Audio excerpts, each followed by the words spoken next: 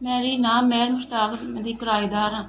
ਮੈਂ ਕੱਲ 11 ਵਜੇ ਇਸ ਟਾਈਮ ਰੋਟੀਆਂ ਪਕਾਉਣ ਡਈ ਹਾਂ। ਸਾਡੇ ਘਰ ਬੂਹਾ ਦਰਵਾਜ਼ਾ ਉਹਨੇ ਖੜਕਾਇਆ। ਮੈਂ ਰੋਟੀ ਪਕਾਉਣ ਡਈ ਹਾਂ। ਮੈਂ ਆਪਣੇ ਬੱਚੇ ਨੂੰ ਕਿਹਾ ਕਿ ਦਰਵਾਜ਼ਾ ਖੋਲ। ਮੈਨੂੰ ਇਹ ਸੀ ਮੇਰੀ ਜਠਾਣੀ ਵੱਡੀ ਹੈ, ਉਹਨੇ ਦਰਵਾਜ਼ਾ ਮੇਰੇ ਬੱਚੇ ਦੇ ਖੋਲ ਕੇ ਅੰਦਰ ਆ ਗਿਆ ਤੇ ਉਹ ਅੰਦਰ ਆ ਗਿਆ ਬਿੱਲ ਲੈ ਕੇ। ਕਹਿੰਦਾ ਤੁਹਾਡਾ ਬਿੱਲ ਬਾਹਰ ਤੁਹਾਡਾ ਪਿਆ ਸੀ। ਤੇ ਮੈਂ ਕਿਹਾ ਚਾਚਾ ਪੜ੍ਹ ਕੇ ਦੱਸ ਦਵਾਂ। ਉਹਨੇ ਕਿਹਾ 530 ਰੁਪਏ ਬਿੱਲ ਆਇਆ। ਤੇ ਮੈਂ ਕਿਹਾ ਚਾਚਾ ਤੁਸੀਂ ਰੱਖ ਦਓ, ਮੈਂ ਦੱਸ ਦਾਂਗੀ। ਫਿਰ ਮੈਂ ਰੋਟੀ ਪਕਾਉਣ ਮੈਂ ਕਿਹਾ ਭਾਈ ਚਾਚਾ ਰੋਟੀ ਖਾ ਲਓ। ਕਹਿੰਦਾ ਮੈਂ ਰੋਟੀ ਨਹੀਂ ਖਾਣੀ ਹੈ ਤੇ ਕਿਰਾਏ ਦਾ ਕੀ ਕੀਤਾ ਜੀ। ਮੈਂ ਕਿਹਾ ਆਏਗਾ ਤੇ ਮੈਂ ਦੱਸ ਦਵਾਂਗੀ। ਮੈਂ ਬਹਿ ਨਾਲ ਨਹੀਂ ਕਿ ਆਪੇ ਮੇਰੇ ਕੋਲ ਹੋ ਕੇ ਬਹਿ ਗਿਆ। ਮੈਂ ਥੋੜੀ ਪਿੱਛੇ ਹੋ ਗਈ ਹਾਂ। ਫਿਰ ਵੀ ਉਹ ਕਿਨਾਰੇ ਦਾ ਮੈਨੂੰ ਕਦੀ ਹੱਥ ਕਿਤੇ ਲਾਦਾ ਕਦੀ ਕਿਤੇ ਲਾਉਂਦਾ ਸੀ। ਹੱਥ ਛੇੜਖਾਨੇ ਮੇਰੇ ਨਾਲ ਕਰਦਾ ਰਿਹਾ। ਤੇ ਮੈਂ ਕਿਹਾ ਚਾਚਾ ਤੁਸੀਂ ਇੰਝ ਕਰੋ ਕਿਰਾਇਆ ਥੋੜਾ ਕਰ ਲਓ, ਬਸ ਇਹ ਮਾੜਾ ਤੁਸੀਂ ਤੁਹਾਡਾ ਚੱਲ ਚੱਲਦਾ ਰਹੇਗਾ, ਸਾਡਾ ਵੀ ਚੱਲਦਾ ਰਹੇਗਾ। ਮੇਰਾ ਬੰਦਾ ਵੇ ਮਿਹਨਤ ਮਜ਼ਦੂਰੀ ਕਰਨ ਵਾਲਾ, ਇਕੱਲਾ ਕਮਾਉਣ ਵਾਲਾ।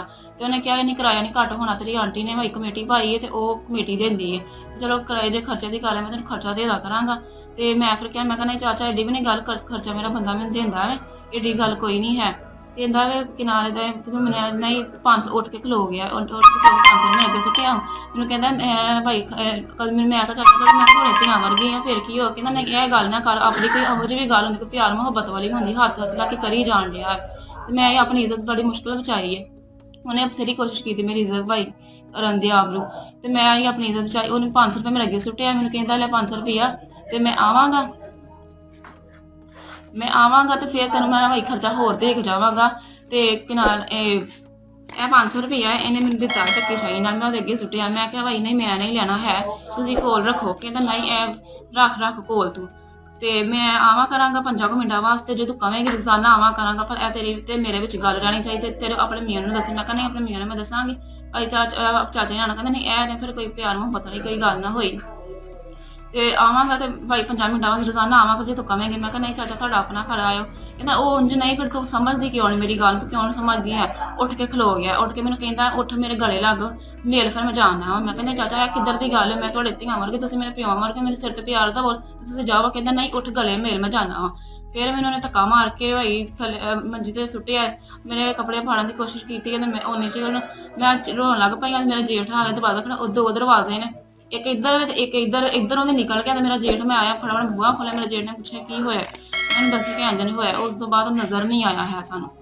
ਤੇ ਜਾ ਕੇ ਉਹਨਾਂ ਨੂੰ ਅਸੀਂ ਸਾਰਾ ਬਿਆਨ ਦੱਸਿਆ ਵੇ। ਉਹਨਾਂ ਨੇ ਫਿਲਹਾਲ ਕਿਹਾ ਵੇ ਅਸੀਂ ਭਾਈ ਉਹਦਾ ਕੁਛ ਕਰਨੇ ਆ, ਸਾਨੂੰ ਉਹਦਾ ਨੰਬਰ ਲਿਆ ਕੇ ਦਵੋ। ਪਰਚਾ ਕੱਟ ਲਿਆ ਨੇ, ਦਰਖਾਸਤ ਲਿਖ ਲਈ ਨੇ। ਤੇ ਲੇਕਿਨ ਉਹਨਾਂ ਨੇ ਆਖਿਆ ਸਾਨੂੰ ਇਹਦਾ ਨੰਬਰ ਲਿਆ ਕੇ ਦਵੋ, ਅਸੀਂ ਇਹਨੂੰ ਇੱਥੇ ਬੁਲਾਉਂਦੇ ਆ ਤੇ ਇੱਥੇ ਹੀ ਉਹਨੂੰ ਪੁੱਛ ਲੈਂਦੇ ਆ। ਮਹੱਲੇ 'ਚ ਮੈਂ ਮੁਸ਼ਤਾਕ ਨੂੰ ਇੱਥੇ ਬੁਲਾ ਕੇ ਤੁਹਾਡੇ ਸਾਹਮਣੇ ਪੁੱਛਨੇ ਆ। ਅਸੀਂ ਬਕਾਇਦਾ ਆਪਣੇ ਭਾਈ ਨੂੰ ਭੇਜਿਆ ਵੇ, ਨੰਬਰ ਲੈ ਕੇ ਗਿਆ ਹਾਜ਼ਰੀ ਤੋਂ।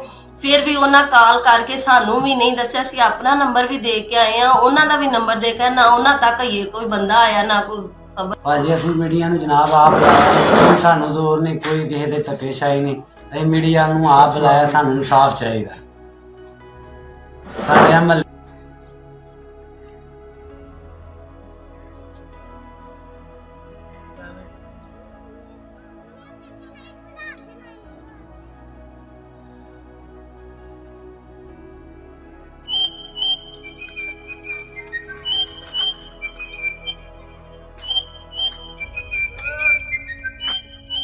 ਕਿਉਂ ਇhtਜਾਜ ਕਰਦੇ ਹੋ ਫਿਰ?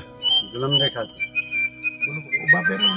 ਮੈਨੂੰ ਪਤਾ ਹੀ ਨਹੀਂ ਤੇ ਮੈਂ ਐਵੇਂ ਜ਼ੁਲਮ ਦੀ ਖਾਤਰ ਜੀ ਇਨਸਾਫ ਨਹੀਂ ਮਿਲਿਆ ਸਾਨੂੰ ਜਨਾਬ।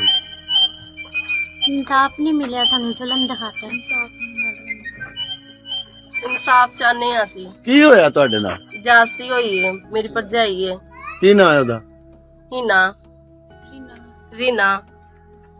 ਮੈਂ ਮੁਸ਼ਤਾਕ ਦੇ ਖਿਲਾਫ ਠੀਕ ਆਂਦੇ ਨੇ ਜੋ ਆ ਹਰੇ ਦੇ ਠੀਕ ਕਰ ਰਹੇ। ਠੀਕ ਹੈ।